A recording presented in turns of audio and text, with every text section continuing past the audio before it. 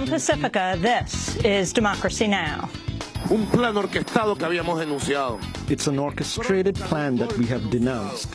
This is the chronology of an announced coup. Like an announced here, we have defeated a coup, but they are going to continue to destabilize. Today, I declare the coup defeated. 7 people die in post-election clashes as Venezuelan President-elect Maduro accuses the United States of trying to destabilize the country. The Obama administration's refusing to recognize Maduro's victory until a full recount takes place. We'll go to Caracas for a report. Then an independent bipartisan task force has concluded it's indisputable the U.S. engaged in torture and the George W. Bush administration bore responsibility. You might be surprised who chaired the report. Former Republican Congress member, NRA consultant, and Bush's Undersecretary for Homeland Security, Asa Hutchinson. There is no persuasive evidence in the public record that the widespread use of torture against suspected terrorists was necessary.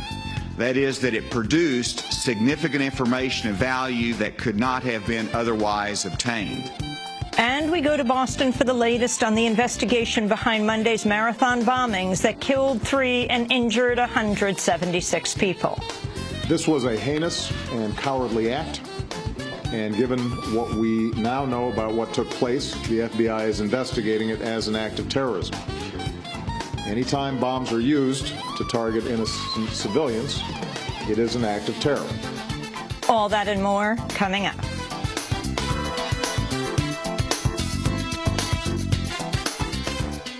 This is Democracy Now!, democracynow.org, The War and Peace Report. I'm Amy Goodman. No suspects have publicly emerged in the probe into Monday's bombing of the Boston Marathon. The 2 bombs were probably built from 6-liter pressure cookers filled with nails and small ball bearings. FBI Special Agent Richard Deloriers said the explosives may have been carried to the scene in black nylon bags. Among items partially recovered are pieces of black nylon, which could be from a backpack, and what appear to be fragments of BBs and nails, possibly contained in a pressure cooker device. We are expediting this blast evidence to our laboratory in Quantico, Virginia, for a complete and thorough analysis. In addition, this morning, it was determined that both of the explosives were placed in a dark-colored nylon bag or backpack. The bag would have been heavy because of the components believed to be in it. We are asking anyone who may have heard someone speak about the marathon or the date of April 15th in any way that indicated that he or she may target the event to call us. Someone knows who did this. According to the Boston Globe, 70 victims remain in area hospitals overnight, including 24 in critical condition. The death toll stands at 3.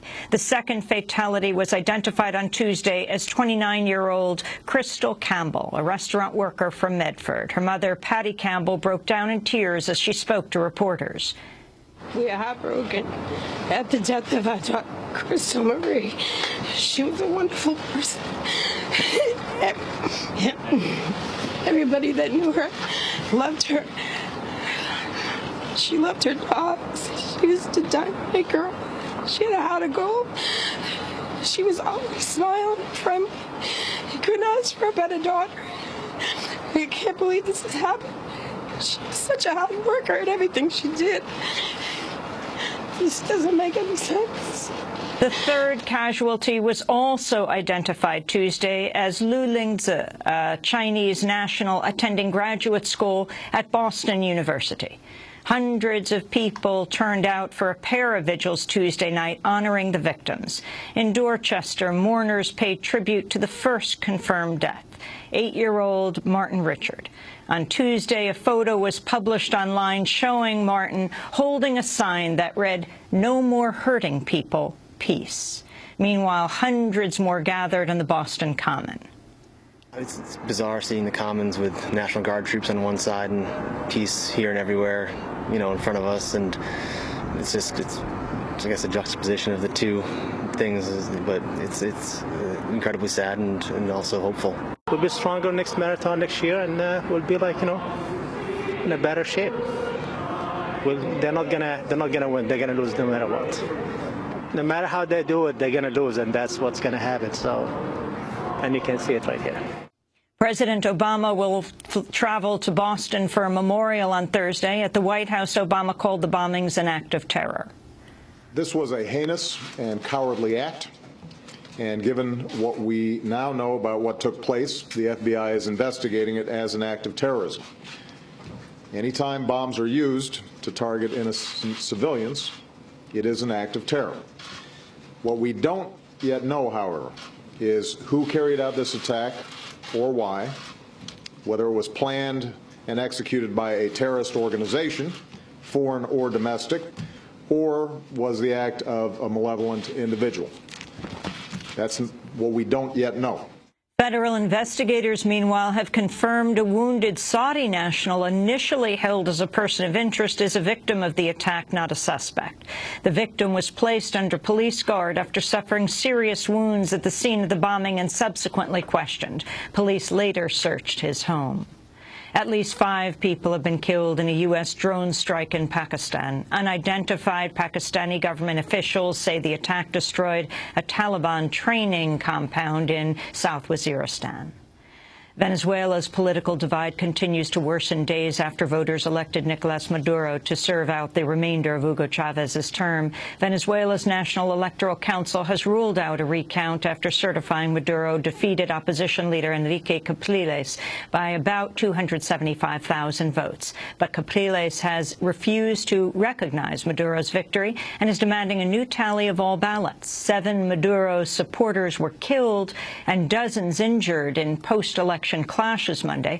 Both sides have accused the other of stoking unrest. On Tuesday, President-elect Maduro accused the opposition of planning a coup. He also said the U.S. is trying to destabilize Venezuela after the State Department said it backed calls for a full recount. We'll have more on Venezuela after headlines. Federal authorities have intercepted a letter containing poison sent to Republican Senator Roger Wicker of Mississippi. Preliminary tests show the letter contained ricin. It was posted from Memphis with no return address. All Capitol Hill mail has undergone heightened screening following the anthrax attacks and the aftermath of 9/11. Senate leaders have agreed to hold votes in the coming days on a number of key amendments to an overall package on gun control. The measures include a ban on assault weapons and high-capacity magazines. It's widely known that proposal lacks enough support, with a number of Democrats joining Republicans in opposition. The Washington Post now reports a highly touted compromise on background checks is also short of the needed votes. The Manchin-Toomey amendment would expand background checks to all commercial gun sales, but exclude gifts and transfers between relatives. But according to the latest tally, only 52 senators have signed on to the measure, 8 short of the 60-vote threshold. 8 senators remain undecided. The American Civil Liberties Union and Center for Reproductive Rights have filed a lawsuit challenging an Arkansas law banning abortion at 12 weeks of pregnancy. The ban's scheduled to take effect in mid-July. Rita Sklar, head of the ACLU of Arkansas, called it, quote, one of the most dangerous assaults on women's health that we've seen in decades. When it passed last month, the 12-week ban was the strictest in the country, but it was soon surpassed by North Dakota's ban on abortion at around 6 weeks of pregnancy. An Ohio man has been sentenced to 20 years in prison for trying to destroy a local mosque. Randolph Lynn set fire to a prayer rug in the Islamic Center of Greater Toledo in September. He'd packed his car with a number of firearms and 3 cans of gas. A coalition of environmental groups is accusing the State Department of critical errors in a review that concluded the Keystone XL pipeline does not threaten the global climate. Released last month, the long-awaited assessment said tar sands oil would increase emissions between 5 to 19%, not the far greater numbers critics have alleged. The State Department review marked a major boost to the Keystone XL pipeline's chances as President Obama decides whether to approve or reject it. But in a new report, Oil Change International, Sierra Club, Natural Resources Defense Council, 350.org, and Friends of the Earth say the State Department review takes for granted the oil industry's argument that increased future oil production is inevitable. The report, called Cooking the Books, concludes, quote, in a world constrained by the realities of climate climate change. The proper measure of any project's climate impact should not be based on the assumptions inherent in a business-as-usual scenario that guarantees climate disaster. There's a climate impact from burning 830,000 barrels per day of any crude that cannot be ignored, the report said. New figures from the United Nations show malnutrition has permanently stunted the physical and intellectual health of more than a quarter of children under the age of 5 across the globe. Unveiling the findings, Werner Schulting, the chief of nutrition at the United Nations Children's Fund, said addressing child malnutrition is critical to tackling global poverty. If we want to achieve a world where there is better equity, where there is less poverty, and that we're able to reduce poverty levels in a sustained manner, we need to put people on the right track in life. And the most fundamental thing to do that is by ensuring that there is good nutrition in the period of pregnancy and 2 years of age. If you want to tackle poverty, you need to tackle stunting. New Zealand lawmakers have voted to legalize same-sex marriage in a 77-44 vote. New Zealand becomes the 13th country to recognize same-sex marriage and the first in the Asia-Pacific region. And those are some of the headlines. This is Democracy Now!, democracynow.org, The War and Peace Report. I'm Amy Goodman. And I'm Nermeen Sheikh. Welcome to our listeners and viewers around the country and around the world. Thanks so much for watching this report from Democracy Now!, your daily independent global news hour. We don't accept advertising or corporate funding, but rather rely on donations from viewers like you. Please make your contribution by visiting democracynow.org. We need your support today to keep bringing you this hard-hitting, in-depth reporting.